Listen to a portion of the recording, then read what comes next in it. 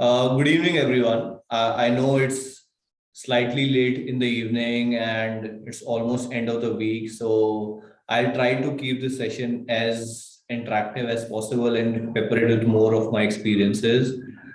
Priyanka, are you guys able to see the screen which I've just shared? Yes, someone be able to see the screen. All right.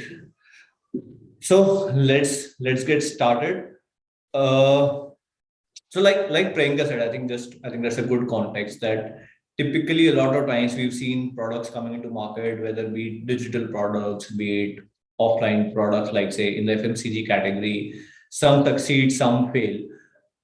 What's the reason? What causes a particular product to succeed or a particular product to fail? I think that's where the entire perspective of bringing new products to market or driving product adoption becomes very critical. So the way I want to start is, I think this is something I very genuinely believe in, and and I'm sure a lot of you would have heard it or you would have read about it. But the success or failure of a good product fundamentally depends on how you are able to take it to market, which typically in a lot of organizations is called as the go-to-market strategy. I think that clearly defines the success or failure of any particular product. I genuinely believe that a good product with a good quality GTM always trumps a great product if it has poor GTM strategy. And the way I want to take up the further slides in the conversation today is one, talk about what actually covers a good go-to-market strategy. What are the basics of a good go-to-market strategy? What are things as a product marketer, if you're doing how what you should be looking into it, and then obviously share pepper it with a lot of my examples, how I've done things in my career or what I've seen great organizations do across the career so far, so that all of us get a good sense of how can we take some learnings away from the session. And I will keep taking pauses in between the sessions, so if you guys have any question, like Sai mentioned, please share your questions in the Q&A box and we'll take it forward from there. So, like I said, history is full of such examples, good products trumping great products just because on the back of good GTM strategy. So let me give you some examples. Does anyone know what this is?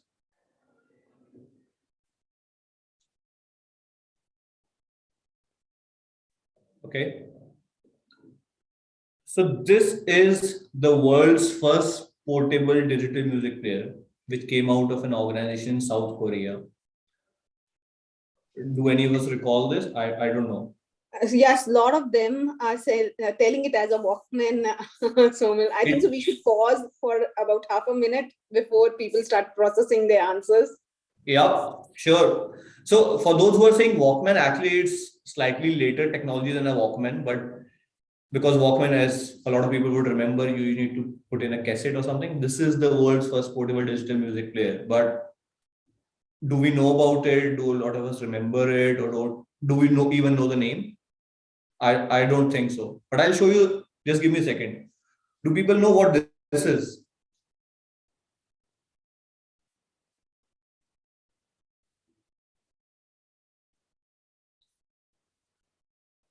Yep, that's the first iPod. We have a lot of people, yeah. Yeah. I think so because Apple, yeah, people are saying that. Yeah. What's the difference, right? Both of them technically are solving the same thing. Both are digital portable music players. In fact, the one on the left, Apple came many years before it to the market. What was special about the Apple iPod? In terms of delivering the benefit to the consumer is doing the same thing. But what was different is the way Apple was able to take it to market, the way they were able to put a marketing strategy, the way they were able to put a go-to-market strategy around it. I think that was it, what made the iPod a huge success and a name which everyone remembers even multiple years. Apple has actually discontinued iPod today, but it didn't take a lot of you more than 30 seconds to recall what it is. Let me give you another example on the same lines.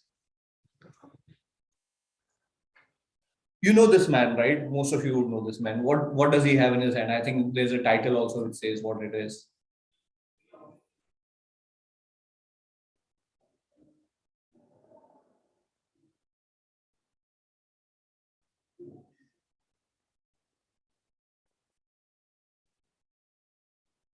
Yeah, That's a Microsoft Windows tablet which came out in 2002. And this was not the first tablet, actually, by the way. There were many, many more which had come prior to this.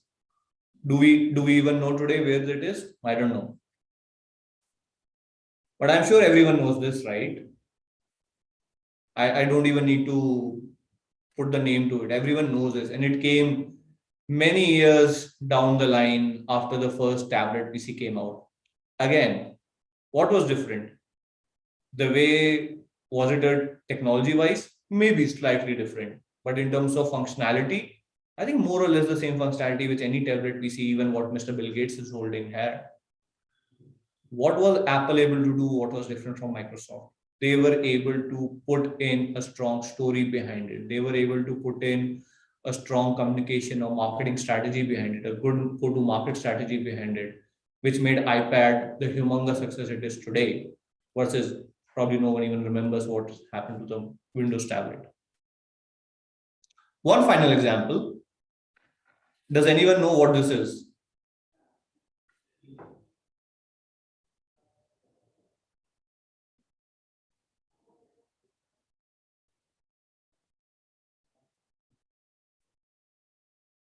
It's a mobile, yeah, obviously. But what's special about it?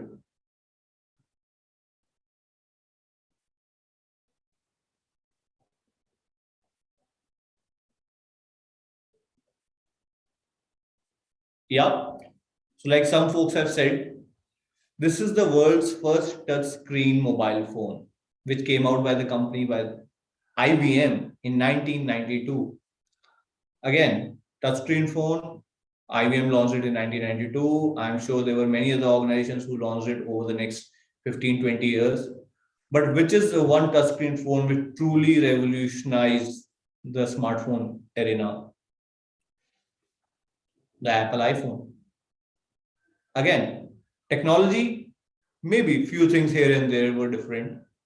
But what drove iPhone to become the huge success it is, and actually drove the entire generation of touchscreen technology on mobile phone. I think Android actually followed Apple multiple years after that to become the huge success.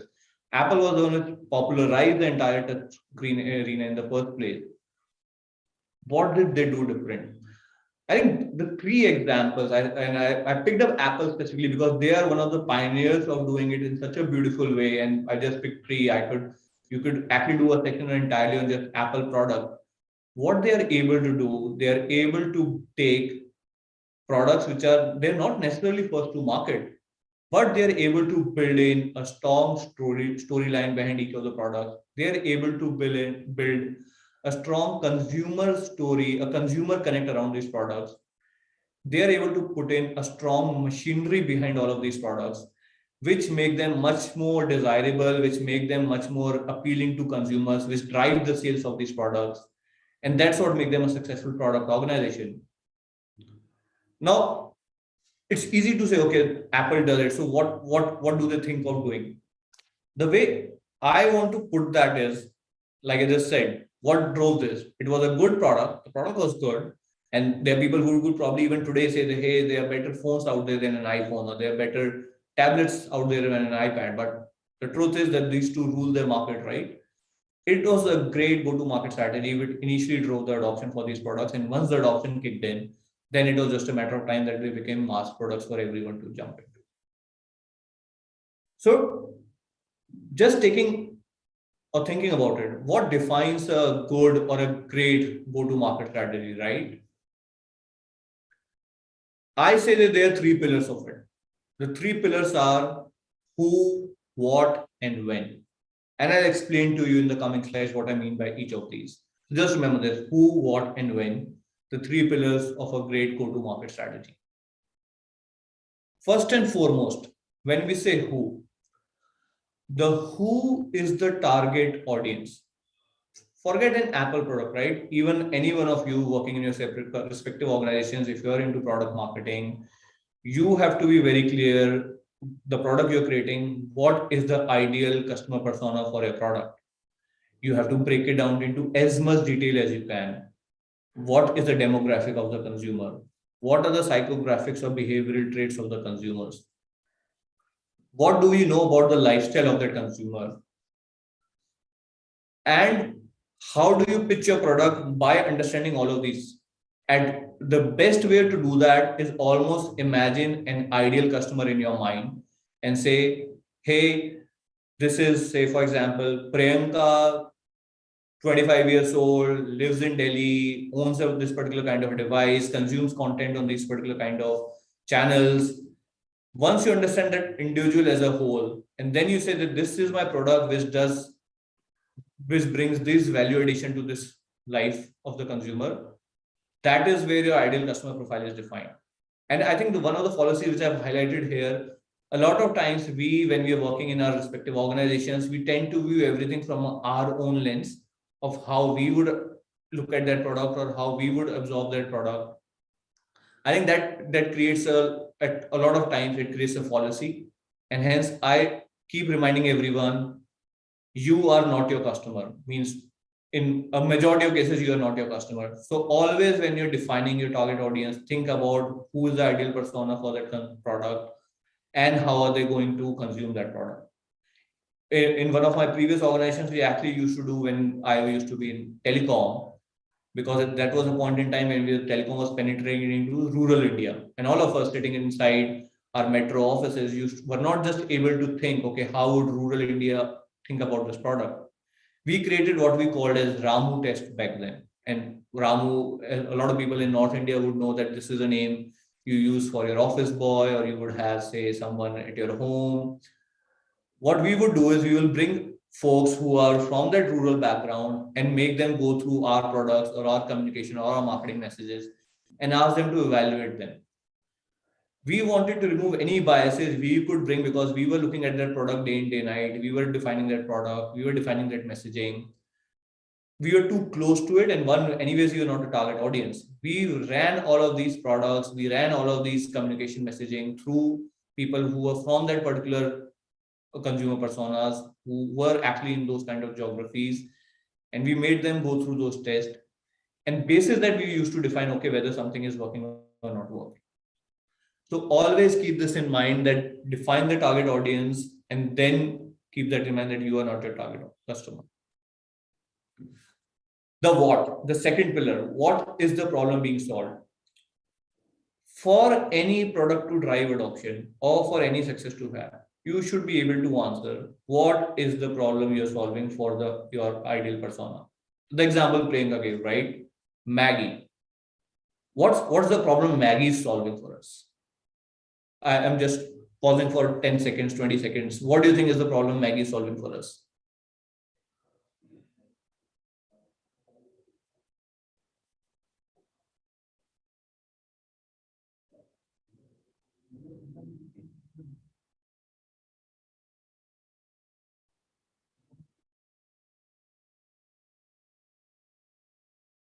Yeah. Instant food, tasty, familiarity, convenience, all of that, right? When Maggie changed the flavor, what did they take away?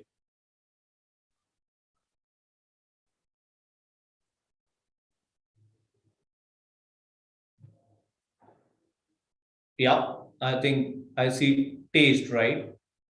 People were used to a certain taste. People were looking at Maggie as a solution that they wanted something to be tasty, something which they liked, and something which can be done in a quick manner. Now, Maggie kept all the quick and everything around it, but they changed the taste to a certain extent, which did not really matter, which did not really go down with the consumer. And that is why for every product, you should be very clear what is the problem you're solving. And when you say problem, right, it should not be inside out from an organization perspective. You should not say, okay, my product, I'm a smartphone company, my product has 12 megapixel camera, or it has a 8 GB processor, or whatever. Those are features. What do those features enable your target audience to do? What is the benefit add which those features do for the consumer? I think that is the story which has to be told. So again, let's go back to the example of an Apple phone. The benefit they said, and even today, if you look at all the Apple messaging, You never see Apple talking about in their advertisement saying Apple device has 15 megapixel camera, 20 megapixel camera, 40 megapixel camera, right? What you see in Apple advertisement is, okay, you can click these great photographs with an Apple device. You can capture these great moments with the Apple device. Or even the latest Apple ad, which has been going on, you can say it's spill proof, waterproof, break proof. They are showing the benefit of the product in the consumer's life. They're not saying, okay, we have a corning gorilla glass, we have an unbreakable thing, we have 6 meter underwater depth and all of that. They're not bringing any of those technical jargon. They're just presenting their product. How does that fit into the consumer's life and what is the benefit gets to them? So that's the key feature which everyone should talk about whenever they're trying to drive adoption of a product. Always talk benefit first rather than feature first. And again, I'll give you another example from my own personal experience in my career. Many years back, I was part of the team which was rolling out 3G services in India. The question, a lot of times, a lot of communication which used to be going around at that point in time at the beginning was, okay, it's the fastest internet on mobile. We can get speeds up to 20 Mbps on mobile, etc., etc., etc. But the product did not work. We went, we spoke to consumers, we said, okay, this is 20 Mbps speed and all of that. Why are we not using it? The feedback which we got us thinking. The feedback was, I don't really understand MBs, GBs, and all of that concept. What does 20 Mbps mean for me? And that's where the penny dropped for us. We said the consumers really don't care if it's 2 Mbps or 20 Mbps. We have to show them what's the difference. The next time when we went out, we said, okay, you want to see the difference of a 3G network versus your existing 2G connection. On 2G, if you have to, 2G at best, what you can do? Send emails, probably do, I think WhatsApp was also very new back then. So probably you can do a little bit of text messaging and all. On 3G, you can open up a live streaming match, which is happening right now, or you can open any news website and watch live news on your mobile as it's happening. You can watch a live cricket match as it's happening. And that's where people started realizing the benefit of having a 3G connection versus the existing 2G connection. That's where people started feeling, okay, 3G for me means I can watch everything on an instant without having to wait. I can watch everything on the move without having to be closer to a television set. If I want to watch a cricket match happening live right now, I can do that. Once people started understanding that, that is the point in time when the entire journey of high-speed internet adoption in this country started taking place. Obviously, a lot of things also needed to come into place to move that in the right direction. But at least from a consumer perspective, that is the point in time they at least started realizing that yes, there's a clear benefit to my life if I start using this particular product. Everything else then started working around that. The third pillar, and I think that actually becomes one of the most important, when should you talk to the consumer about the product? Now, for a lot of products, you will not be able to find an easy answer to it. The best answer to it comes when you look at your consumer, when you look at the lifestyle, and when you're able to look at what are the different stages of the consumer's journey by which you can identify what are the right moments where you can intervene to drive adoption. Those are the moments which I actually call moments of truth. So, for example, and again, I'll give you an example from my own experiences as well. Many years back, smartphones were just entering into this country, and smartphone adoption was directly related to what is the entire high-speed internet adoption in the country. Now, as I was part of Airtel, which is at that point in time was the India's largest telecom operator, largest 3G player in the country, and we were trying to get more and more people to adopt to 3G services. Now, getting people to use 3G, obviously there was a lot of challenge. You had to give them the benefit, you had to tell them a story, you had to make sure distribution was there. But we figured out when we went back to data and we figured out what is that key moment where we are seeing people drive adoption of 3G, it came out very clearly. The moment anyone was buying a new smartphone, or the moment they were upgrading to a new smartphone if they were existing smartphone users. That was a time when the 3G adoption had the highest chances of making an impact. A new device purchase clearly was the biggest moment of truth in driving adoption of high-speed internet. That insight enabled us at Airtel to create an entire program working with all the smartphone OEMs in the country, working with all the smartphone selling outlets in the country, and create an entire go-to-market strategy that every smartphone getting sold in the country, how can we go out and capture them? How can we ensure that we are present at all those touch points where the sale is happening? And then how do we use that to drive adoption of high-speed internet 3G/4G services in the country? And that clearly became the moment where we were able to turn the tide and start driving the adoption in the country in a very aggressive manner.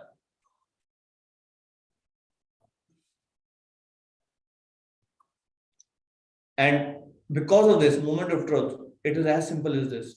Timing is everything.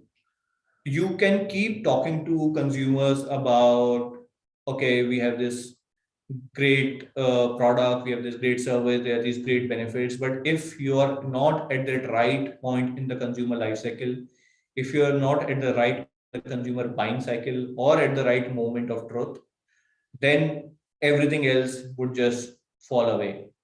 So, and this does not come easy. For to be able to do this, one needs to have a very, very deep understanding of the consumer buying behavior. One needs to have a very strong understanding of the consumer's psychographics, like I mentioned, the consumer life stages.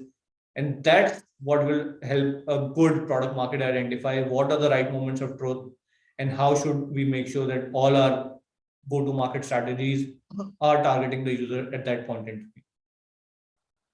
I'll take a pause here and just open the floor for the next 1 or 2 minutes if there are any questions, and then I'll move to the next part of my presentation. So Somil, there is a question. Okay.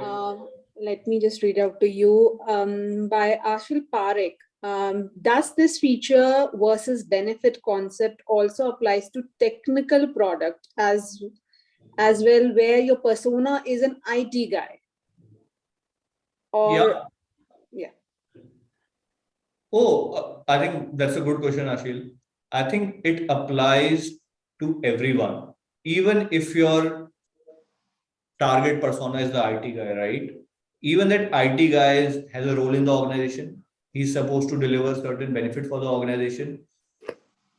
The features should be able to translate into a particular benefit for that particular person.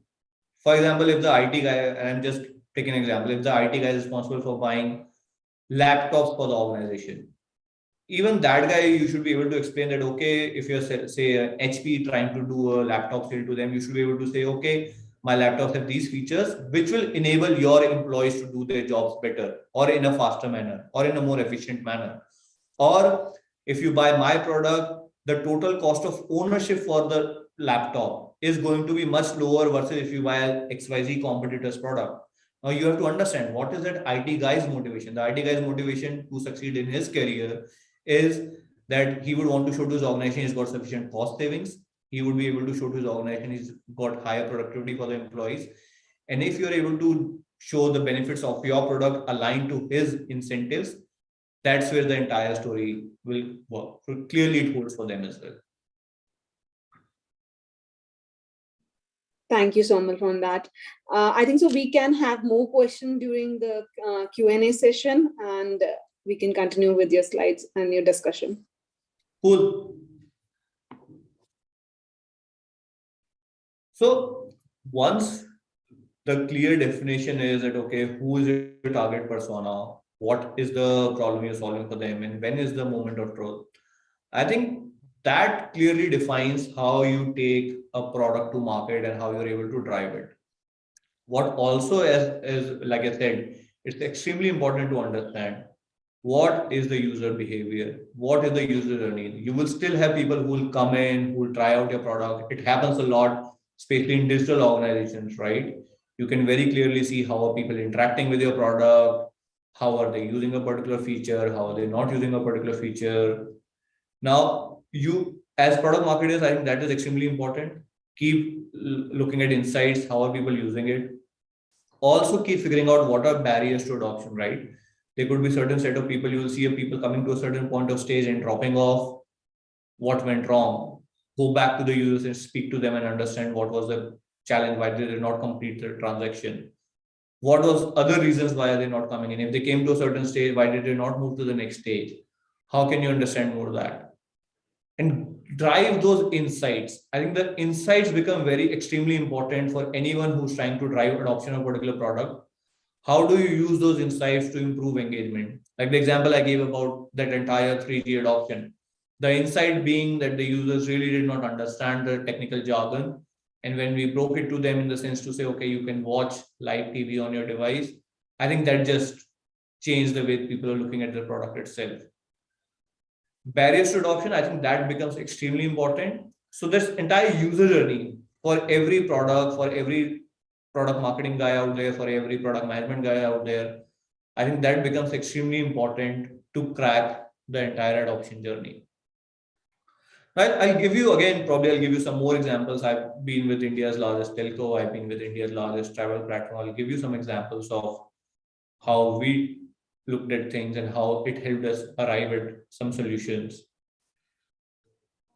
So one of the first and very important thing is how are you handling people who are using your product for the first time? How do you say a new user, right?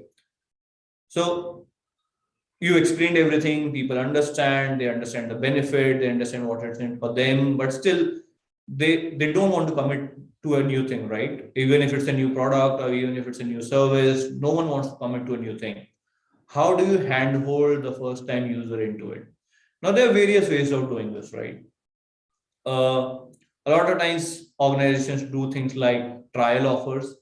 Even in the FMCG world, you all, I'm sure you are aware of the concept of sachets with shampoos and chips and everything around that. Why do organizations do that?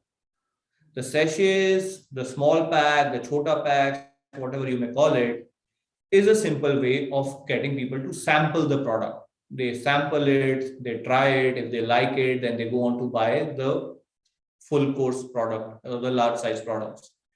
The same way in even in technology world, it becomes even easier to offer trials, right? You have organizations like Amazon Prime who say, okay, first month Amazon Prime video free, then you go and buy it.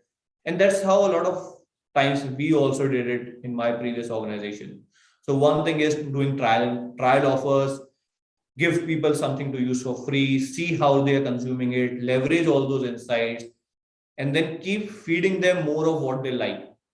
Observe their usage patterns very closely. Giving it for free and then forgetting about it is definitely recipe for disaster, because there is nothing free in this world. Even if you're giving out something as free, it ultimately results in some sort of a cost impact for the organization. So if you're giving something for free, make sure that you are monitoring, analyzing, developing insights, guiding people in the right direction, and making sure that how are you able to put them on a glide path to come to your actual incentive or actual paid model.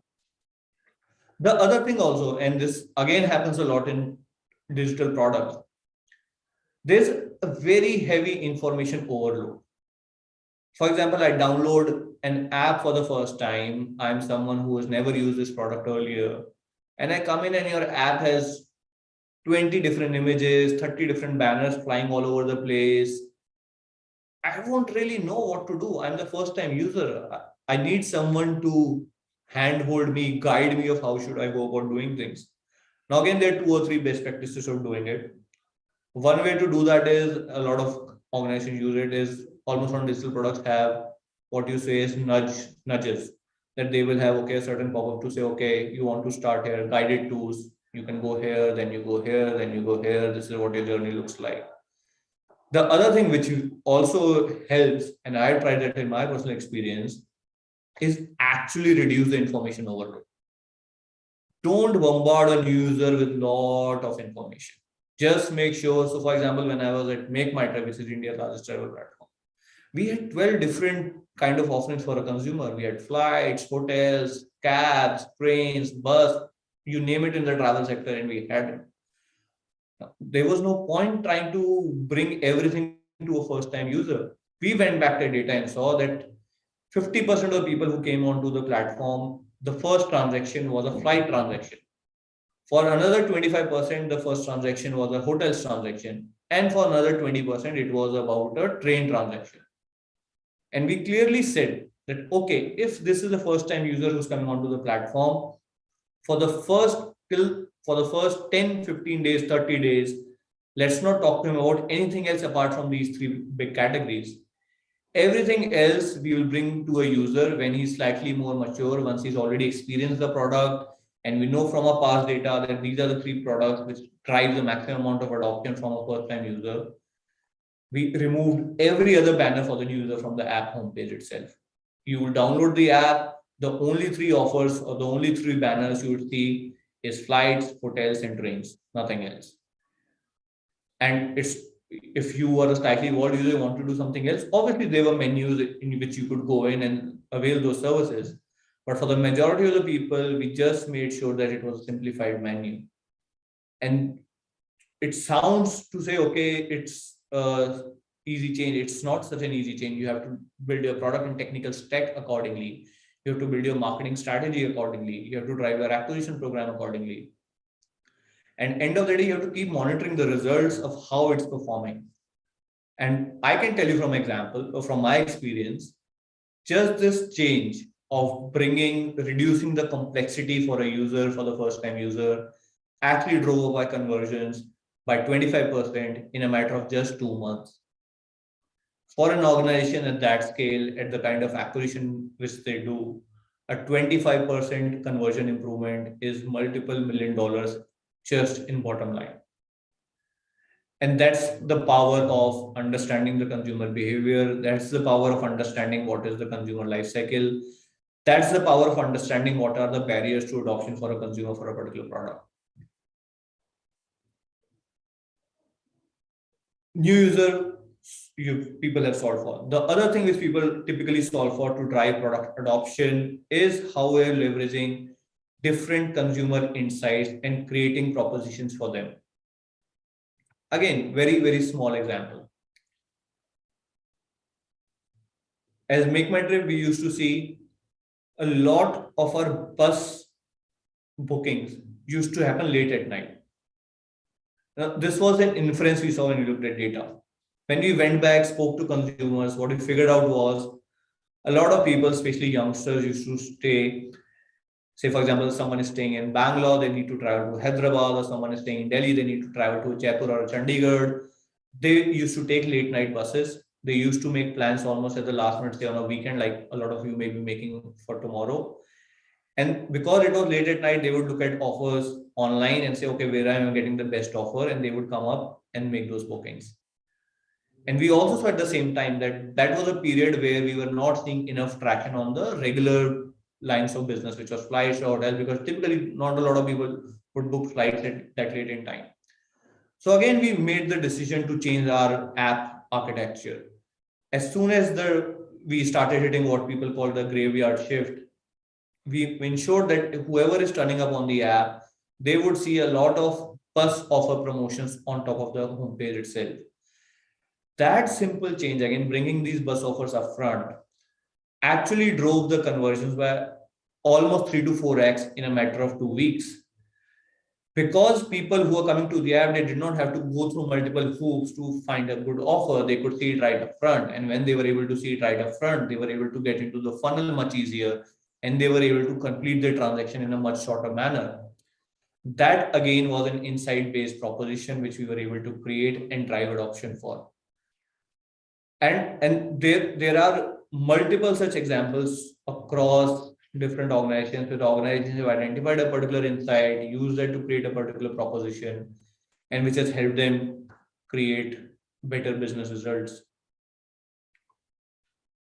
And I think this one, actually, it sounds very, I would say, logical, but I think that's where a lot of organizations actually end up failing as well.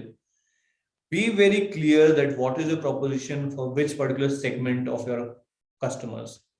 So for example, again, if you're an organization which is into different spheres, or you have a product which can be adopted by multiple people, you still need to be clear what is the proposition for each of those segments. So if even at Airtel, for example, while Airtel services what 300 million consumers, but not the needs of each of those 300 million consumers from their telecom service provider are not the same.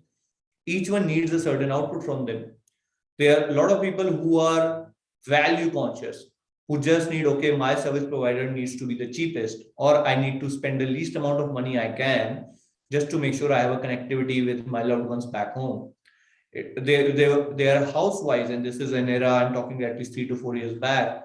The housewives would have a phone at home. They would not even, the prepaid business, they would not even recharge it because they use it just as an incoming device. In India, we know the landline adoption has been very slow. So it was just a device kept at home to receive phone calls from the husband when he's at work or when there is someone out in the family. Now, there are people like that. On the other hand, there are people like the businessmen who need who need the quality of service to be extremely high class. They need to make sure that they are able to reach whoever they want to reach at the right point. If they're traveling abroad, they get the right kind of service. If they are in India, they are getting the absolutely best kind of internet coverage. Now, the different needs of each segment. As to drive your adoption, you have to identify what is that need you're serving for that particular segment, and how are you then catering to that particular need. If you were to go and tell the person who's looking to use your telecom service as just an incoming only service and say, hey, we've got this great service, we call it Airtel Black, and you get great international roaming coverage in this, or you get all of this, they won't really be interested. And you will end of the day say, okay, I launched this great product, but it just didn't work. But if you were using insights, you can clearly identify, okay, this is the segment of my users who clearly travels international, who clearly has a high-end smartphone, who clearly has a high volume of usage. These are the people who are going to be interested in something like this. You go and pitch that product to them, you know what your service is going to make a benefit for them. And that's what will drive product adoption. So one size fits all definitely does not work. And again, it keeps going back to the principles I started my conversation with: who, what, and when. The moment everyone is able to realize that this kind of a product solves this kind of problem for this particular consumer segment, I think that is ultimately becomes the most important element of doing this. And end of the day, again, I say no one knows for sure what works, right? So as marketers, as product marketers, as product personas, I think that power of doing A/B testing, the power of doing target groups versus control group iterations, I think that becomes extremely important. That enables you to run multiple iterations. That enables you to run that enables you to not to go by gut feel or to say, okay, I think this works or my boss says this works. That enables you to go by, okay, saying let's go by numbers. Let's take two identical personas, or let's take two identical groups, give option A to one, option B to one, see which wins, right? And keep doing those iterations from time to time to identify what is the winner product. The other terminology is a target versus control. You give the target group a certain product, you don't let the control group get exposed to it. And then you see whether that proposition makes a significant impact in the target versus control performance. I think that these basics understanding of how products get adopted by consumer, and then keep iterating them along with these methods of A/B testing, target control, and everything. I think these become extremely important for us to drive product adoption. I think we are almost at the last slide. Again, just reiterating some key points. Always, you are not your customer. Means unless you are someone you are working with Apple and you are also looking at iPhone, you are still not your customer. You have to go out, speak to your target personas, identify your target personas, and find out what is the problem you're solving for them.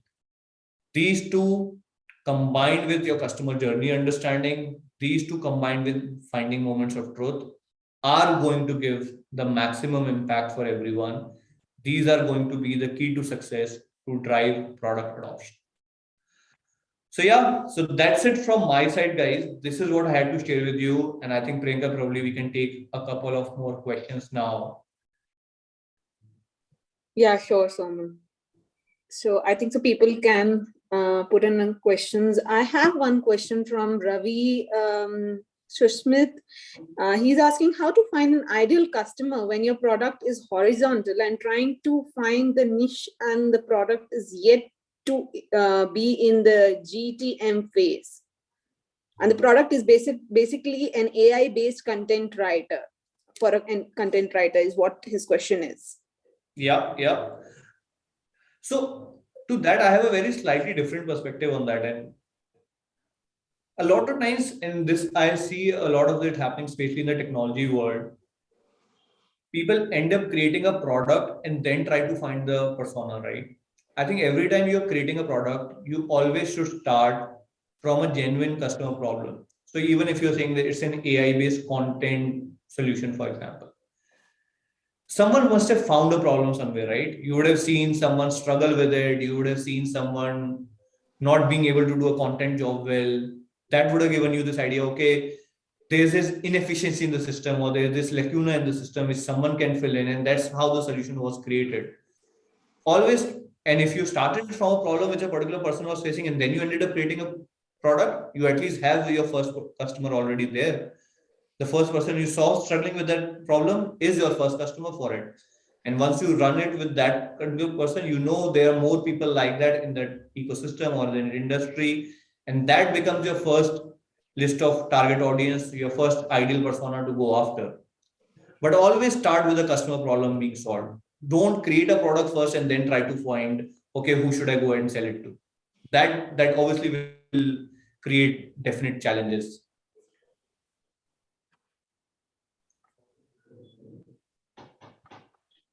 Okay, so there's another one which says, Jayashri, timing is everything. What if the product is launched when the customer is not ready? I think so. You answered it just now. That saying that yeah, timing is something. So that's what they say that the EV cars was launched in India nearly a decade ago, but we are seeing better options now. So how do you throw light over it? Like whether our market is supporting or not? What should be done? What went wrong in the previous years that the EV cars were not taken up or by the customers? So that's the question. Yeah. And I think on means not specific on EV, but I think again it just goes back to the same thing. When a consumer is buying a car or a vehicle, right? What are the factors most people look at, right? A vehicle, end of the day, is a tool which enables them to get from one place to the other. What they would want to do it is in a comfortable manner and in a cost efficient manner, right? Those are two or three parameters on which everyone would evaluate their decision. Now, probably what, and in this example, in EVs, if I was someone who was looking to buy an EV car 10 years back, the EV product in itself is probably good, but there are so many things around it, right? Was there an ecosystem to support that electric charging? Was there an ecosystem to support if I'm stuck on the road somewhere, can someone come and charge it? Was there an ecosystem to even the cost efficiency of buying an EV vehicle 10 years back? It was a same, probably a hatchback, which you would have cost in petrol or the conventional fuel of 5 lakh. You would have bought it at an EV for about 20 lakhs. It was not a cost efficient solution. It was not a cost efficient solution. It did not have the ecosystem built around it. And that was the reason at that point in time the adoption was low. And a lot of times that is why EV is starting picking up pace now, because you have had the entire ecosystem coming together, you have government coming together to build that entire pipeline. And that's what you see in most categories, right? If you are building into a new category, you have to make sure that before trying to generate demand, you have to try and create supply. And again, a great example of that is Uber. Uber, when it enters into a new country, before it starts acquiring customers, who does it acquire first? It acquires the driver partners, because that's the supply channel. If they don't have sufficient supply, even if they build up demand, there will not be enough people to service it. So there are things like these. You have to build the ecosystem before you can start building the demand from the consumer end. And I think EV was actually a good example of that. Okay, thanks, Amal. So, and with respect to the time, I think so we'll take up a last question. The question is by, 1 minute. Yeah, it's by Ravi. So, no, sorry, not Ravi, it's by Nancy. It's there's so many questions pouring in, sorry about that. Is there a guideline or a framework on judging the right time for GTM, like something ready to make or something like that? That's her question. Sorry, could you repeat that, Priyanka? I didn't really get it. Yeah, is there a guideline or a framework on judging the right time for GTM? When your product is ready and you want to take it to consumers, you should have a GTM strategy in place, right? And it's as simple as that. Okay. Again, there's so many questions. Last, again, sorry, I said that was the last, but then I think so we can take one more question. Sure, I'm fine with it. Yeah. Yeah, so Pankaj is asking a question which says, what kind of GTM strategy Vodafone should opt if they again want to capture their lost market share? That's quite interesting. I would want to see how what it is going to be. Yeah, no, I think, and again, I've been in that industry for so long, so it's very close to my heart. I think, to be non-political or non-biased or everything on that side, I think where Vodafone or the VI combo actually lost the game was, again, telecom is a industry which is supply led, and the supply on the industry in telecom is the network infrastructure. I think Vodafone actually did not, whatever, due to whatever reasons, I don't think they had a strong high speed 4G infrastructure in place. And as the Geo onslaught came in, and Airtel actually was one of the organizations which had been anticipating the onslaught. So they were building up their war chest and everything on those pipelines. So they were able to withstand the onslaught. They were able to set to a customer expectation of service. I think Vodafone was just not able to do. And as I've been following the news, I think Vodafone is now building up that war chest. They're trying to invest more in technology. And I think if they're able to provide a great quality of service to their consumers, I definitely think they should be able to get to some bit of their old glory that they used to have.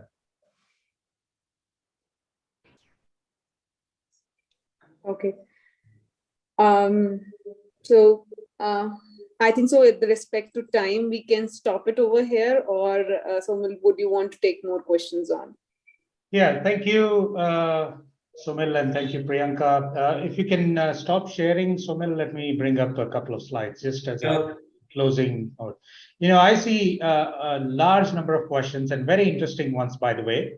So, you know, I'm sure there are questions that we didn't pick even from the LinkedIn feed for this particular session. So whenever you find some time, feel free to go ahead and let the folks know and give your responses to that. Appreciate that. And, you know, I was wondering if you had spotted or identified the best question for the day so that that person can get the free digital learning. But as you think about it, we'll come back to that in a second. Let me thank you for taking your time, sharing your, you know, very interesting insights and examples from your journey, right? Especially from the telecommunications world. You know, lots of those resonate with the audience because we've been on the consumer side as well. And please accept a token of appreciation, a digital certificate.